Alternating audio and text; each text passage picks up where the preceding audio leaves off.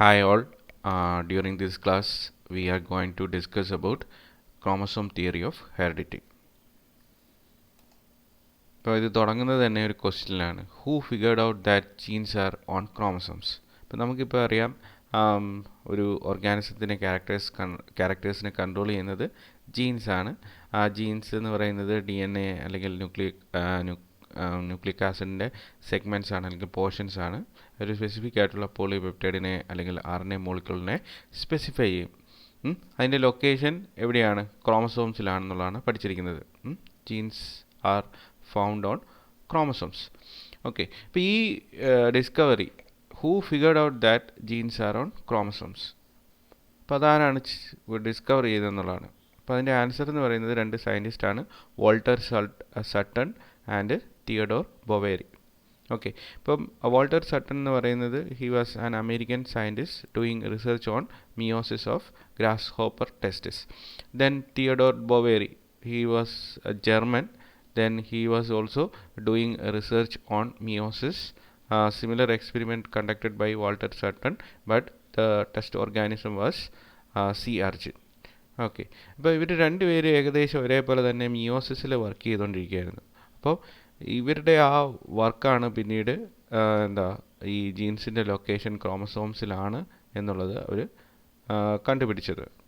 Okay, അതുപോലെ തന്നെ ഇതിൽ നിന്ന് ഫോർമുലേറ്റ് ചെയ്ത കൺസെപ്റ്റാണ് ക്രോമസോം തിയറി ഓഫ് ഇൻഹെറിറ്റൻസ് എന്ന് പറയുന്നത്. In 1902 and 1903 Sutton and Boveri published independent papers proposing what we now call the chromosome theory of inheritance.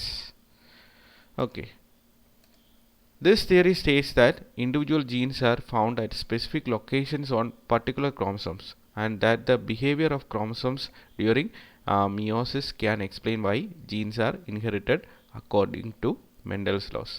Okay, അപ്പോൾ ഇവരുണ്ടാക്കിയ formulate ചെയ്ത ആ പർട്ടിക്കുലർ തിയറിയാണ് നമ്മൾ എന്ത് വിളിക്കുന്നത്? ക്രോമസോം തിയറി ഓഫ് ഹെറിഡിറ്റി അല്ലെങ്കിൽ ഇൻഹെറിറ്റൻസ് എന്ന് വിളിക്കുന്നത്. ഈ തിയറി പറയുന്നത് ഇൻഡിവിജ്വൽ ആയിട്ടുള്ള ജീൻസ് ക്രോമസോംസിൻ്റെ സ്പെസിഫിക് ആയിട്ടുള്ള ലൊക്കേഷൻസിലാണ് കാണുന്നത്.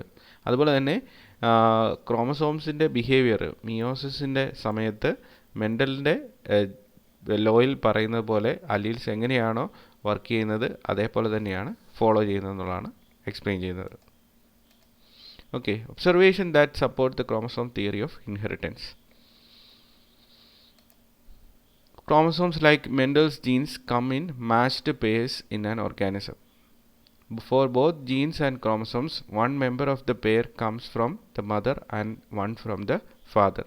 അപ്പം മെൻഡലിൻ്റെ ജീൻസിനെ പോലെ തന്നെ അല്ലെങ്കിൽ അദ്ദേഹത്തിൻ്റെ യൂണിറ്റ്സ് ഫാക്ടേഴ്സ് ഹെറിഡിറ്ററി ഫാക്ടേഴ്സ്, അപ്പോൾ അതുപോലെ തന്നെ ക്രോമസോംസും എക്സിസ്റ്റ് ചെയ്യുന്നത് എങ്ങനെയാണ്? ഗ്രൂപ്പ്സ് ആയിട്ടാണ് അല്ലെങ്കിൽ പെയറായിട്ടാണ് എക്സിസ്റ്റ് ചെയ്യുന്നത്. ഹോമോലോഗസ് പെയർസ് ആയിട്ടാണ് എക്സിസ്റ്റ് ചെയ്യുന്നത്. അതിനകത്തുള്ള ഒരു യൂണിറ്റ്, ഒരു പെയറിനകത്തുള്ള ഒരു യൂണിറ്റ് എന്ന് പറയുന്നത് എവിടെ നിന്ന് കിട്ടും? It comes from the mother and the other from the father. Okay, അപ്പോൾ നമുക്കിവിടെ എക്സാമ്പിൾ എടുക്കാം. ഒരു പെയർ ഓഫ് അല്ലീൽസ് ആണ് ഇവിടെ കൊടുത്തിരിക്കുന്നത്. ഒരു ജീനിൻ്റെ രണ്ട് വകഭേദങ്ങളാണ്, ക്യാപിറ്റൽ എ, സ്മോൾ എ. അപ്പോൾ അത് ഒരെണ്ണം ക്യാപിറ്റൽ എ എന്ന് പറയുന്നത് മദറിൽ നിന്നാണെങ്കിൽ സ്മോൾ എ എവിടെ നിന്നായിരിക്കും ഇൻഹെറിറ്റ് ചെയ്തിരിക്കുന്നത്? ഫാദറിൽ നിന്നായിരിക്കും ഇൻഹെറിറ്റ് ചെയ്തിരിക്കുന്നത്. ഇതേപോലെ തന്നെ ഇവയുടെ ലൊക്കേഷൻ നമുക്ക് നോക്കുകയാണെങ്കിൽ ഇത് ഹോമോലോഗസ് പെയറിൽ എക്സിസ്റ്റ് ചെയ്യുന്ന അലീൽസാണ്. അപ്പോൾ അലീൽസ് ഹോമോലോഗസ് പെയറിലാണ് എക്സിസ്റ്റ് ചെയ്യുന്നത്. അപ്പം ഈ ക്രോമസോമിൽ ഈ ഹോമോലോഗസ് കോംപ്ലിമെൻറ്റിനകത്ത് ക്യാപിറ്റൽ എ നിങ്ങൾക്ക് കാണാൻ സാധിക്കും, ഇവിടെ നിങ്ങൾക്ക് സ്മോൾ എ കാണാൻ സാധിക്കും. ഓക്കെ, ക്യാപിറ്റൽ എ എവിടെ നിന്ന് കിട്ടി? മദറിൽ നിന്ന് കിട്ടി. സ്മോൾ എ ഫാദറിൽ നിന്ന് കിട്ടി. അപ്പം അലീൽസ് എങ്ങനെയാണോ ഇൻഹെറിറ്റ് ചെയ്തത് അതേപോലെ തന്നെയാണ് ക്രോമസോംസും ഇൻഹെറിറ്റ് ചെയ്യപ്പെടുന്നത്. പേഴ്സായിട്ട് എക്സിസ്റ്റ് ചെയ്യും. പെയറിനകത്തുള്ള ഒരെണ്ണം ഒരു പേരൻറ്റിൽ നിന്നും മറ്റേത് അടുത്ത പേരൻറ്റിൽ നിന്നും കിട്ടും. Then second observation, the members of homologous pair separate in meiosis, so each sperm or egg receives just one member. അപ്പം ഈ ഹോമോലോഗസ് പെയറായിട്ട് എക്സിസ്റ്റ് ചെയ്യുന്ന സ്ട്രക്ചേഴ്സ് മിയോസിസിൻ്റെ സമയത്ത് എന്ത് ചെയ്യുന്നു? സെപ്പറേറ്റ് ചെയ്യുന്നു. സെപ്പറേറ്റ് ചെയ്യുന്നതിൻ്റെ ഫലമായിട്ട് ഓരോ ഗ്യാമേറ്റ്സിനകത്തും ഏതെങ്കിലും ഒരെണ്ണം മാത്രമാണ് കിട്ടുന്നത്. അതായത് ഒരു സ്പേമിനകത്ത് ഒരു ഹോമോലോഗസ് പെയറിനകത്തുള്ള ഒരു കോംപ്ലിമെൻറ്റിനെ കിട്ടുവാണെങ്കിൽ എഗ്ഗിനകത്ത് കിട്ടുന്നത് വേറെ ഒരു സോറി അടുത്ത സ്പേമിനകത്ത് കിട്ടുന്നത് വേറെ കോംപ്ലിമെൻ്റ് ആയിരിക്കും എന്നുള്ളതാണ്. അതുപോലെ തന്നെയാണ് എഗ്ഗിൻ്റെ കേസിൽ. ഇപ്പോൾ ഇവിടെ നോക്കുകയാണെങ്കിൽ സെയിം കോംപ്ലിമെൻ്റ് തന്നെ ഇവിടെ കൊടുത്തിട്ടുണ്ട്. അതിൻ്റെ അല്ലീലിക് വൈസ് അതിൻ്റെ സെഗ്രിഗേഷൻ ഇവിടെ കാണിച്ചിട്ടുണ്ട്. ക്യാപിറ്റൽ എ ഒരു ഗ്യാമേറ്റിലേക്ക് പോകുന്നു, സ്മോൾ എ വേറൊരു ഗ്യാമേറ്റിലേക്ക് പോകുന്നു.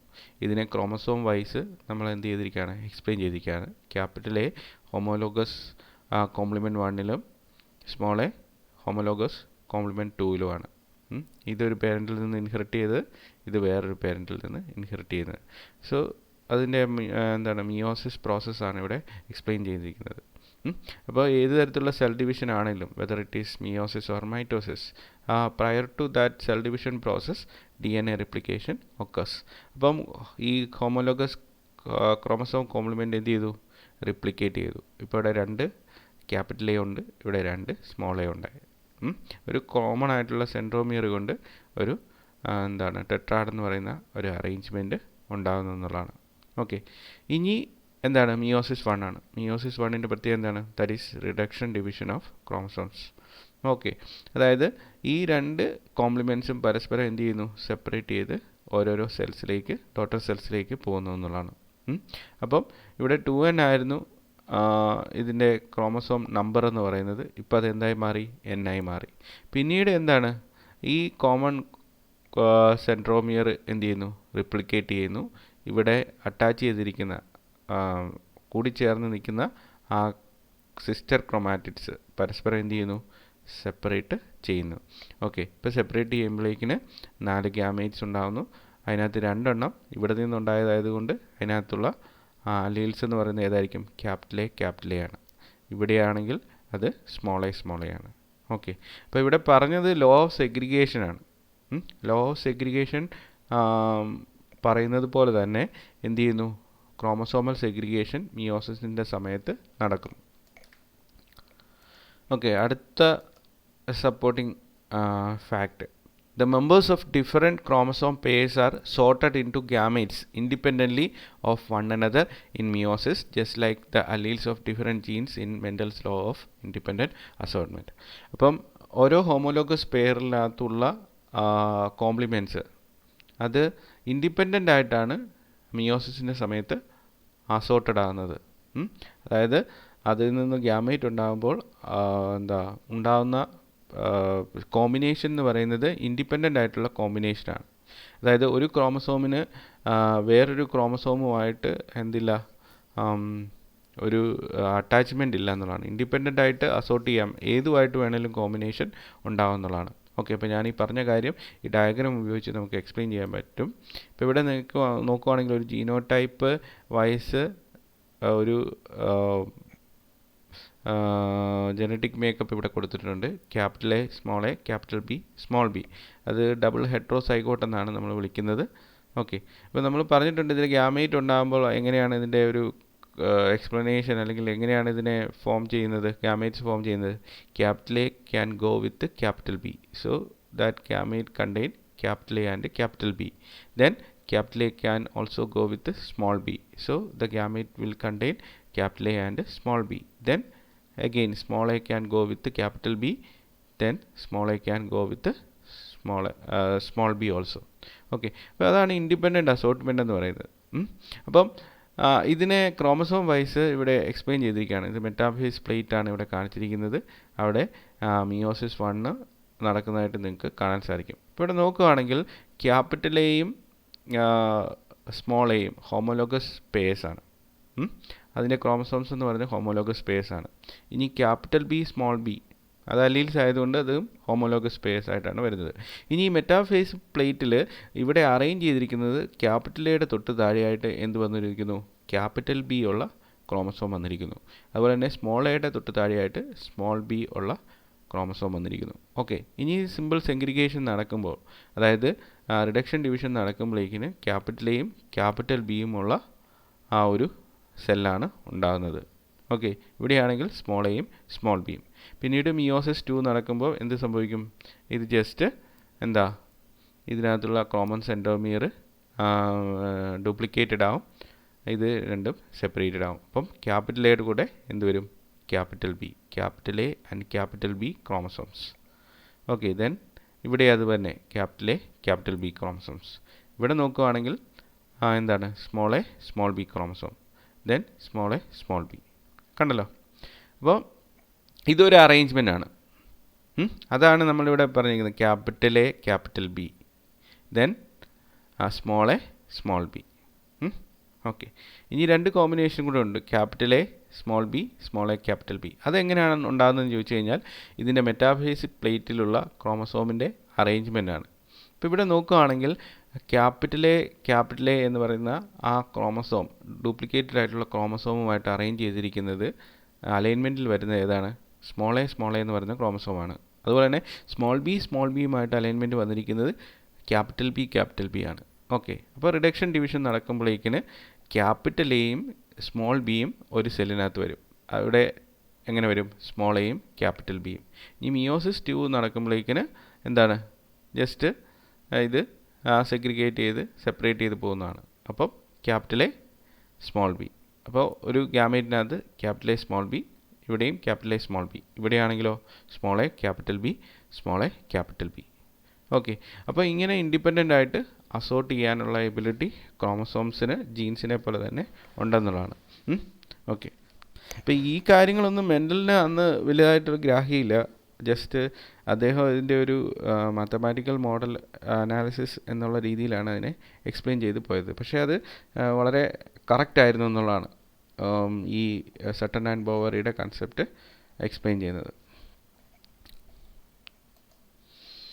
ഇനി ഈ chromosome theory of inheritance, heredity, അതിന് ഏറ്റവും സപ്പോർട്ടിംഗ് ആയിട്ടുള്ള പ്രൂഫ് കൊടുത്തത് നമ്മുടെ തോമസ് ഹണ്ട് മോർഗനാണ്. അപ്പോൾ മോർഗൻ ജെനറ്റിക്സിൻ്റെ ഒരു പയനിയറായിട്ട് തന്നെയാണ് കൺസിഡർ ചെയ്യുന്നത്. ഫ്രൂട്ട് ഫ്ലൈസ്, ഡ്രോസോഫില മെലനോഗാസ്റ്ററിൽ കൂടുതൽ ജനറ്റിക് അനാലിസിസ് നടത്തിയ ഒരു സയൻറ്റിസ്റ്റാണ് തോമസ് ഹണ്ട് മോർഗൻ. അപ്പം ഇദ്ദേഹം ഈ ഏർലി 1900s ഈ ക്രോമസോം തിയറി ഓഫ് ഹെറിഡിറ്റി വന്നപ്പോൾ തന്നെ അദ്ദേഹം അതിൽ അട്രാക്റ്റഡായി. അതുപോലെ തന്നെ അദ്ദേഹം മെൻഡലിയൻ ജെനറ്റിക്സിലൊക്കെ കൂടുതൽ സ്റ്റഡീസൊക്കെ നടത്തിക്കൊണ്ടിരിക്കുകയായിരുന്നു ഡ്രോസോഫിലയിൽ. അപ്പോൾ അദ്ദേഹം ഇതിനുമായിട്ട് ഇൻകോപ്പറേറ്റ് ചെയ്തു. അതുപോലെ തന്നെ ഈ ഇൻഹെറിറ്റൻസ് ക്രോമസോം തിയറി ഓഫ് ഇൻഹെറിറ്റൻസിന് ഒരു എക്സ്പെരിമെൻ്റൽ ആയിട്ടുള്ള പ്രൂഫ് അദ്ദേഹം പ്രൊവൈഡ് ചെയ്തു ഡ്രോസോഫിലയിൽ. ഇപ്പോൾ ഡ്രോസോഫിലയുടെ ഐ കളറിനെ കുറിച്ച്, അതിൻ്റെ ജനറ്റിക് നേച്ചർ, അതിനെക്കുറിച്ച് സ്റ്റഡി ചെയ്തുകൊണ്ടിരിക്കുകയായിരുന്നു നമ്മുടെ TH hunt Morgan. He found a mutation in a gene affecting fly eye color. This mutation made a fly's eye white rather than normal red. നിങ്ങൾക്കറിയാം ഡ്രോസോഫിലയുടെ wild type I colour എന്ന് പറയുന്നത് brick red അല്ലെങ്കിൽ red കളറാണ്. അപ്പം ഇദ്ദേഹം I കളറിൽ ഇങ്ങനെ സ്റ്റഡീസൊക്കെ നടത്തിയപ്പോൾ അദ്ദേഹത്തിന് മനസ്സിലായി ചില ഫ്ലൈസിന് വൈറ്റ് ആയിട്ടുള്ള ഐ കളർ വരുന്നുണ്ട്. ഇതിനുള്ള കാരണം മ്യൂട്ടേഷനാണ്. ഐ കളറിനെ കൺട്രോൾ ചെയ്യുന്ന ജീനുണ്ട്, ആ ജീനിന് മ്യൂട്ടേഷൻ ഉണ്ടാകുന്നതുകൊണ്ടാണ് ഈ വൈറ്റ് കളർ ഉണ്ടാകുന്നത്. Okay, unexpectedly Morgan found that the eye colour gene was inherited in different patterns by males and female flies. ഈ ഐ കളറിൽ ഇൻഹെറിറ്റൻസ് എന്ന് പറയുന്നത്, അതായത് മെയിനായിട്ട് ഈ മ്യൂട്ടേഷൻ്റെ ഓൺസെറ്റ് എന്ന് പറയുന്നത് മെയിൽസിലും ഫീമെയിൽസിലും ഡിഫറൻസ് കാണിക്കുന്നു. ഓക്കെ, അപ്പോൾ സെക്സിന് ഇവിടെ എന്തോ ഇൻഫ്ലുവൻസ് ഐ കളർ ഇൻഹെറിറ്റൻസിൽ ഉണ്ടെന്നുള്ള കാര്യം ഏകദേശം ആർക്ക് മനസ്സിലായി? തോമസ് ഹണ്ട് മോർഗന് മനസ്സിലായി. Male flies have an X and Y chromosome, that is XY, while female flies have 2 X chromosomes. അപ്പോൾ മെയിൽ ഫ്ലൈസിന് നിങ്ങൾക്കറിയാം XY എന്ന് പറയുന്ന അറേഞ്ച്മെൻറ്റിലാണ് വരുന്നത് സെക്സ് ക്രോമസോംസ്. ഫീമെയിൽ ഫ്ലൈസിനാണെങ്കിൽ XX എന്ന് പറയുന്ന കണ്ടീഷനാണ്. Later, Morgan found that the eye color gene was being inherited in the same pattern as the X chromosome. അതായത് finally he came to the conclusion that the gene responsible for the eye color is located on the X chromosome. X chromosomeലാണ് ഈ I കളറിന് corresponding ആയിട്ടുള്ള ജീന് locate ചെയ്തെന്നുള്ളത് മനസ്സിലാക്കി. Okay, അപ്പോൾ അത് എങ്ങനെ മനസ്സിലാക്കി എന്നുള്ളതാണ്. What made Morgan think that the eye colour gene was on the X chromosome. Okay, അപ്പോൾ അദ്ദേഹത്തിന് ടിപ്പിക്കലായിട്ടുള്ളൊരു ക്രോസ് ഇവിടെ കൊടുത്തിട്ടുണ്ട്. അദ്ദേഹം ചെയ്തത് റെഡ് ഐഡ് ആയിട്ടുള്ള ഫീമെയിൽ, വൈറ്റ് ആയിട്ടുള്ള മെയിലുമായിട്ട് എന്ത് ചെയ്തു, ക്രോസ് ചെയ്തു. Red versus white, red female versus white male. F1 progeny കിട്ടി. F1 പ്രോജനിയിൽ എല്ലാം റെഡായിരുന്നു, അതായത് റെഡ് ഫീമെയിൽസും ഉണ്ടായിരുന്നു, റെഡ് മെയിൽസും ഉണ്ടായിരുന്നു. 50-50 എന്ന് പറയുന്ന റേഷ്യോയിൽ F1 കിട്ടി. ഇനി അദ്ദേഹം ഈ F1നെ എന്ത് ചെയ്തു, പരസ്പരം ക്രോസ് ചെയ്യിച്ചു, എന്നിട്ട് F2 ജനറേറ്റ് ചെയ്തു. F2 ജനറേറ്റ് ചെയ്തപ്പോഴേക്കിന് റെഡ്-ഐഡ് ഫീമെയിൽസും റെഡ്-ഐഡ് മെയിൽസും ദെൻ വൈറ്റ്-ഐഡ് മെയിൽസും 2:1:1 എന്ന് പറയുന്ന കോമ്പിനേഷൻ കിട്ടി. ഓക്കെ, ഒന്നുകൂടെ പറയാം. Red female versus white eyed male. It produced red-eyed females and red-eyed males. Then after crossing these two varieties, the F2 generation was raised. Okay, F2 generation existed in the format red-eyed females, red-eyed males and white-eyed males in the ratio 2:1:1. Okay, അപ്പം റെഡും വൈറ്റും കൂടെ cross ചെയ്ത് F1ൽ എല്ലാം red, പക്ഷേ red ഫീമെയിൽസും ഉണ്ട്, red മെയിൽസും ഉണ്ട്. ഇനി F1നെ പരസ്പരം ക്രോസ് ചെയ്യിച്ചിട്ട് red-eyed ഫീമെയിൽസും red-eyed മെയിൽസും വൈറ്റ്-eyed മെയിൽസും 2:1:1 എന്ന് പറയുന്ന കോമ്പിനേഷൻ. ഓക്കെ, അപ്പോൾ അതിനെ നമ്മൾ ജനറ്റിക്കായിട്ട് അനലൈസ് ചെയ്യാൻ പോവുകയാണ്. അപ്പോൾ അതിന് വേണ്ടി നമ്മളിവിടെ സിമ്പിൾസ് ഒക്കെ കൊടുക്കാൻ പോവുകയാണ്, സാധാരണ പ്രോബ്ലത്തിലൊക്കെ ചെയ്യുന്ന പോലെ. ഇതൊരു എക്സ് ലിങ്ക്ഡ് ട്രേറ്റ് ആയതുകൊണ്ട് എക്സ് ക്രോമസോം ഇവിടെ കാണിച്ചിരിക്കുന്നു. ഓക്കെ, അപ്പോൾ റെഡ് എന്ന് പറയുന്ന ഐ കളർ, അതിന് കറസ്പോണ്ടിങ് ആയിട്ടുള്ള അലീൽ എന്ന് പറയുന്നത് XW+ ആണെന്ന് വിചാരിക്കുക. അതായത് വൈറ്റ് എന്ന് പറയുന്ന മ്യൂട്ടേഷൻ്റെ വൈൽഡ് ടൈപ്പിനെ കാണിക്കാൻ വേണ്ടിയിട്ടാണ് നമ്മൾ W+ എന്ന് പറഞ്ഞു. White, W for white, then plus for it's wild type. Okay, അപ്പോൾ വൈറ്റിൻ്റെ വൈൽഡ് ടൈപ്പ് എന്ന് പറഞ്ഞാൽ എന്താണ്, റെഡാണ്. ഓക്കെ, അപ്പോൾ അതുകൊണ്ട് നമ്മളിതിനെ എങ്ങനെ റെപ്രസെൻ്റ് ചെയ്യും, XW+. ദെൻ വൈറ്റിന് കറസ്പോണ്ടിങ് ആയിട്ട് ഏതാണ് അല്ലേലുള്ളത്, XW. ഓക്കെ, അപ്പോൾ പോസിബിൾ കോമ്പിനേഷനൊക്കെയാണ് ഈ ടേബിളിനകത്ത് കൊടുത്തിരിക്കുന്നത്. ഇപ്പോൾ ഫീമെയിലിന് റെഡ് ഐ കളർ വരണമെങ്കിൽ ഏതൊക്കെ ജീനോടൈപ്പ് പോസിബിൾ ആണ്, XW+, that is homozygous condition, wild type condition. Then ഫീമെയിൽസിന് XW+XW ആയാലും എന്ത് വരും, റെഡ് ഐ കളർ വരും. ഏതെങ്കിലും ഒരു ഡോമിനൻ്റ് ആയിട്ടുള്ള അല്ലീൽ മതി. ഓക്കെ, ഇനി ഫീമെയിലിന് വൈറ്റ് ഐ കളർ വരണമെങ്കിൽ ഏതാണ് കേസ്, ഏത് ജീനോടൈപ്പാണ്, ഒറ്റ ജീനോടൈപ്പേ പോസിബിൾ ഉള്ളൂ, homozygous recessive condition, that is XW. Okay, രണ്ട് എക്സ് ക്രോമസോംസിലും എന്തുണ്ടാകണം, മ്യൂട്ടേഷൻസ് ഉണ്ടാകണം. ഇനി മെയിൽസിൽ റെഡ് കളർ വരണമെങ്കിൽ എന്താണ്, XW+Y. ഇപ്പോൾ മെയിൽസിന് ഉള്ള പ്രശ്നം എന്ന് പറയുന്നത് മെയിൽസിന് ഒരു എക്സ് ക്രോമസോമേ ഉള്ളൂ. ആ എക്സ് ക്രോമസോമിനകത്ത് വൈൽഡ് ടൈപ്പ് അല്ലീൽ വരികയാണെങ്കിൽ ആ മെയിൽ എന്തായിരിക്കും, റെഡ്-ഐഡ് മെയിലായിരിക്കും. ഇനി വൈറ്റ്-ഐഡ് മെയിൽ ഉണ്ടാവണമെങ്കിൽ XWY എന്ന് പറയുന്ന കണ്ടീഷനാണ്. അതായത് റെസസീവ് ആയിട്ടുള്ള മ്യൂട്ടേഷൻ ആ എക്സ് ക്രോമസോമിലുണ്ട്, അങ്ങനെ വൈ ക്രോമസോമുമായിട്ട് ഉള്ള കോമ്പിനേഷൻ XWY എന്ന് പറയുന്നത്. ഓക്കെ, അപ്പോൾ ഇത് ഏകദേശം മനസ്സിലായെന്ന് വിചാരിക്കുന്നു.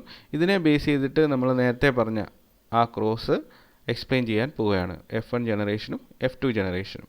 ഓക്കെ, അപ്പോൾ ക്രോസ് ചെയ്തത് F1 ജനറേഷനിൽ ക്രോസ് ചെയ്യുന്നത്, F1 ജനറേഷൻ റേസ് ചെയ്യാൻ വേണ്ടിയിട്ട് എടുക്കുന്ന പേരൻസ് എന്ന് പറയുന്നത് റെഡ്-ഐഡ് ഫീമെയിലും വൈറ്റ്-ഐഡ് മെയിലുമാണ്. അപ്പോൾ ഇവിടെ പ്യുവർ ആയിട്ടുള്ള റെഡ്-ഐഡ് ഫീമെയിലാണ് എടുത്തിരിക്കുന്നത്, അതായത് ഹോമോസൈഗസ് കണ്ടീഷനാണ്, XW+XW+. Then it crosses with XWY. അതായത് മെയിലിന് ഒരു കോമ്പിനേഷനേ ഉള്ളൂ വൈറ്റ് ഐക്ക് പോസിബിൾ ആയിട്ടുള്ളത്, XWY എന്ന് പറയുന്നത്. ഓക്കെ, അപ്പോൾ ഇത് ക്രോസ് ചെയ്യുമ്പോഴേക്കിനുള്ള റിസൾട്ടാണ് ഇവിടെ കൊടുത്തിരിക്കുന്നത്. രണ്ട് ഗ്യാമേറ്റ്സ് സെഗ്രിഗേറ്റ് ചെയ്തു. ഇവിടെ ആക്ച്വലി ഒരു ടൈപ്പേ ഉള്ളൂ, ഒന്നായിട്ട് തന്നെ കാണിച്ചാൽ മതി, എന്നാൽ പോലും മൊത്തം പുന്നറ്റ് സ്ക്വയർ ഇവിടെ കംപ്ലീറ്റ് ചെയ്തിരിക്കുകയാണ്. XW+XW+, then versus XWY. അപ്പോൾ ആദ്യത്തെ ഏതാണ്, SW+XW, that is red female but heterozygote. Then next combination XW plus Y, that is red mail.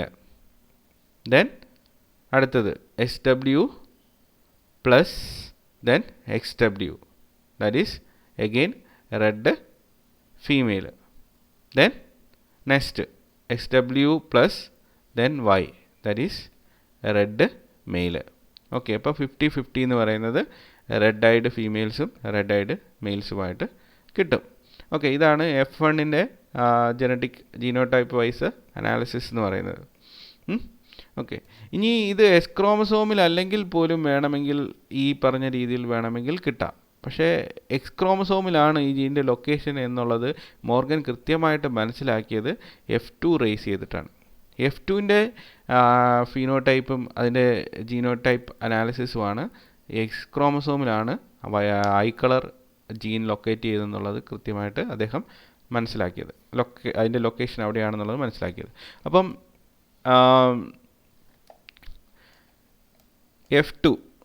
F2 എങ്ങനെയാണ്? F1-നെ പരസ്പരം ക്രോസ് ചെയ്തിട്ടാണ് ചെയ്യുന്നത്. F1-ൽ 2 ജീനോടൈപ്പേ ഉള്ളൂ, heterozygous female SW plus XW, then SW plus Y എന്ന് പറയുന്ന മെയിലും. ഓക്കെ, ഇതിനെ പരസ്പരം എന്ത് ചെയ്യാണ്? ക്രോസ് ചെയ്യാണ്. ഓക്കെ, അപ്പോൾ heterozygote female with red eye colour, then male with red eye colour XW plus Y. അപ്പം ക്രോമസോംസ് ഇവിടെ സെഗ്രിഗേറ്റ് ചെയ്യാണ്. SW പ്ലസ് ഓരോ ഗ്യാമേറ്റ്സിലേക്കും, XW പ്ലസ് ഉള്ള ഗ്യാമേറ്റ് ഇത്, SW ഉള്ള ഗ്യാമേറ്റ് ഇത്, ഇതിവിടെ sperms SW plus then Y. Okay, അപ്പം ഇത് രണ്ടും കമ്പൈൻ ചെയ്ത് XW plus that is red female, then SW plus Y, അതെന്താ? Red male, then XW plus XW, that is again red female, then XW versus Y, that is SW Y. Okay, that is white male. അപ്പം F1-ൽ ഒബ്സ്കേർഡ് ആയിട്ടുന്ന ഒരു character എവിടെ വന്നു? F2-ൽ വന്നു എന്നുള്ളതാണ്, white എന്ന് പറയുന്ന കളർ. അപ്പോൾ അത് മെയിൽസിന് മാത്രമാണ് വന്നത്. അതിനുള്ള കാരണം എന്താണ്? ഇതൊരു സെക്സ് ലിങ്ക്ഡ് ആയിട്ടുള്ള ഒരു ട്രീറ്റ് ആയിരുന്നു, അല്ലെങ്കിൽ എക്സ് ലിങ്ക്ഡ് ആയിട്ടുള്ള ഒരു ട്രീറ്റ് ആയിരുന്നു. അപ്പം ഇതിൽ നിന്ന് മോർഗൻ ഫൈനലി കൺക്ലൂഡ് ചെയ്തു ഇതിൻ്റെ കോമ്പിനേഷൻ എന്ന് പറയുന്നത് 2:1:1 ആണ്. റെഡ് ഐഡ് ഫീമെയിൽസ് എന്ന് പറയുന്നത് എത്ര കിട്ടി? 2 കിട്ടി. ഏതൊക്കെയാ? ഇതും ഇതും. ഇനി റെഡ് ഐഡ് മെയിൽസ് ഒരെണ്ണേ ഉള്ളൂ. Okay, then white eyed male 1. അപ്പം 2:1:1. ഓക്കെ, ഈ കോമ്പിനേഷൻ കിട്ടി. അവസാനം അദ്ദേഹം കൺക്ലൂഡ് ചെയ്തു ഇതെന്താണ്?